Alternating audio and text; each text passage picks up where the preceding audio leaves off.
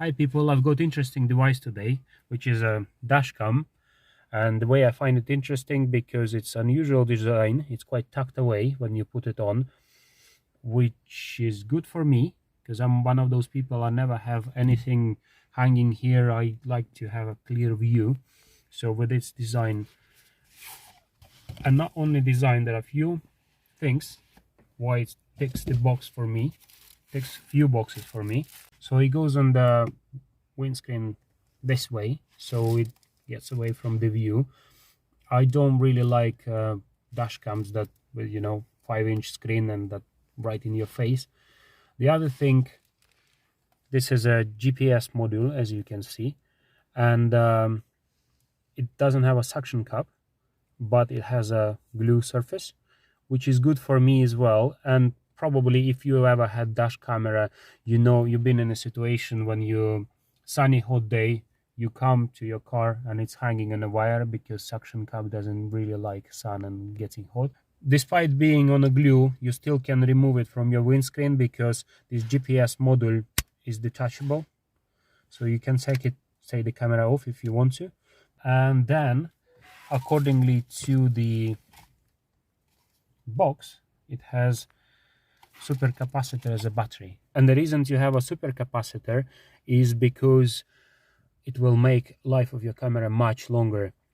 I had a couple of dash cameras before, and my main reason I had to replace them because battery was bad and it gets glitchy. You can't start it properly because it needs to boost, and then it dies, and then it's just always a problem.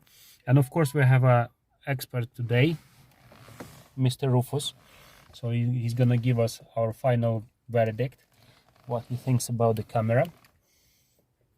So I'm gonna just put it in, and I'm gonna show you what it looks installed, and then I'm gonna show you a resolution of this camera, how good is the quality of the video, so daytime and nighttime, and then we'll come to conclusion together with Mr. Rufus.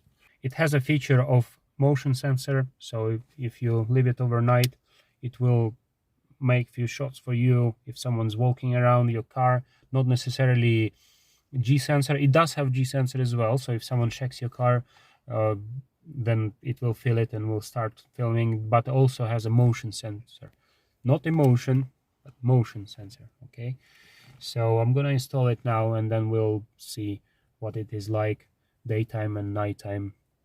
The memory card slot can take cards memory up to 256 gigabytes, so I've got 64.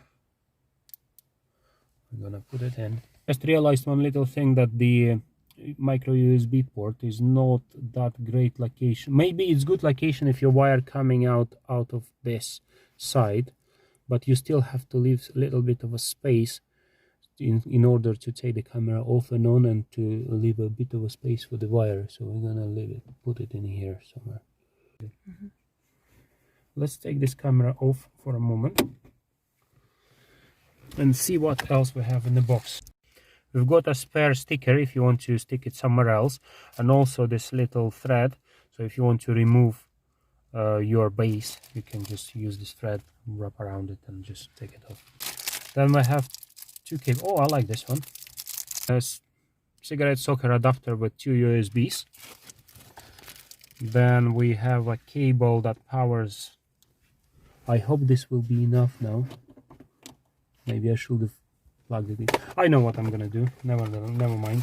So this is data cable. The short one is data, so that you connect to your computer. Your camera that has another USB port on this side. You connect it to your computer with this shorter data cable. And then we have a couple of clips. So if you want to let the wire not underneath the trim, but like along the windscreen, what I'm gonna do underneath the trim, then I have this little thingy as Skoda provides. And then I'm gonna, what else we have? And we have another mount, a couple of mounts actually, without the GPS. We're gonna use, and that's it. And we have, obviously, we have instructions. It appears to be easier than I thought. Easy goes under that trim with a little help of a screwdriver, and under this trim even with the help of fingers. So everything very easy. And then we put it under this. I think it's a parking ticket holder or something, meant to be by Skoda designers. For us it's gonna be a wire holder, and then we're gonna put it down. And I've got a USB port actually in the car. Now we've done it pretty tidy, and then we're gonna remove these stickers, and for the screen, and then we're gonna put it on. Turn it on. It should turn on once we set it up. It should turn on automatically every time we start the camera, every time we start the car.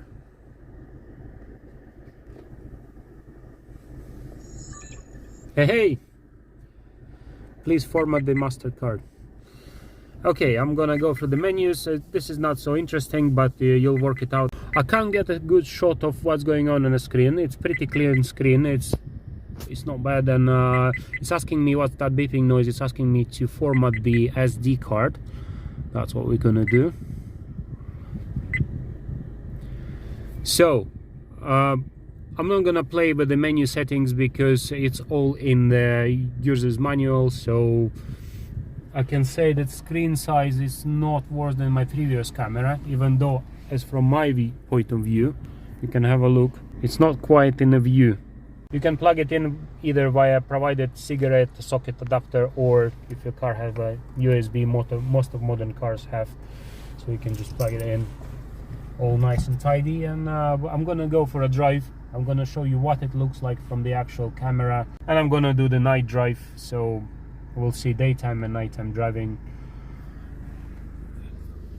And our expert thinks, what does he say? He's sleeping. He's asleep. He's bored of my review. It's so easy, it's boring. Anyway, all links in description, but I'm gonna show you what it looks like from the camera now. And of course you can adjust the angle of the camera once it's installed to make sure it's in a happy position.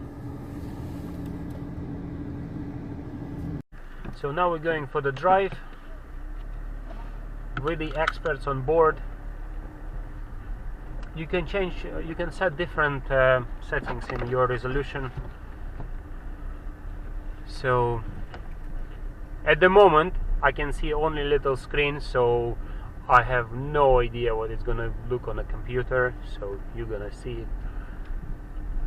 To me it looks okay. I've got a screensaver, so my screen gone off now. That's a daytime. I think that should be enough to give you impression. As you can see, I'm not sure if you see it on the screen, but I'm pretty sure you should be able to see it.